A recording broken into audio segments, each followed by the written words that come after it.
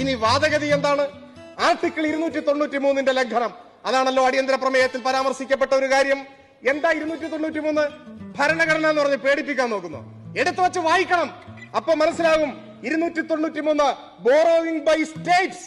States ആണ്, KIIFB state അല്ല. ബഹുമാനപ്പെട്ട പ്രതിപക്ഷമേ, 1ാം ക്ലാസ്സിൽ പഠിക്കുന്ന കുട്ടിയോട് ചോദിക്കുക, അവൻ പറയും ഇന്ത്യയിൽ എത്ര സ്റ്റേറ്റ് ഉണ്ട്. എന്താണ് സ്റ്റേറ്റ്? കിഫ്ബി എന്ന് പറഞ്ഞാൽ ഒരു സ്റ്റേറ്റ് അല്ല. കേരളത്തിലെ ജനങ്ങൾക്ക് മുഴുവൻ അറിയുന്ന ഒരു കാര്യമല്ലേ? ഇവിടെ പറഞ്ഞു സ്റ്റേറ്റ് എന്ന് പറഞ്ഞാൽ എന്താണ്? 1ാം ക്ലാസ്സിലെ കുട്ടികൾക്ക് വരാതെ അങ്ങ് ആ പ്രസംഗമുള്ള കൂട്ടിയും 1ാം ക്ലാസ്സിലെ കുട്ടികൾക്ക് വരാതെ ഇന്ത്യയിൽ എത്ര സ്റ്റേറ്റ് ഉണ്ട്, ഇന്ത്യയിൽ എത്ര യൂണിയൻ ടെറിട്ടറി ഉണ്ട്? ആ സ്റ്റേറ്റ് ആണ് ആർട്ടിക്കിൾ 12 സ്റ്റേറ്റിന്റെ ഡെഫിനിഷൻ.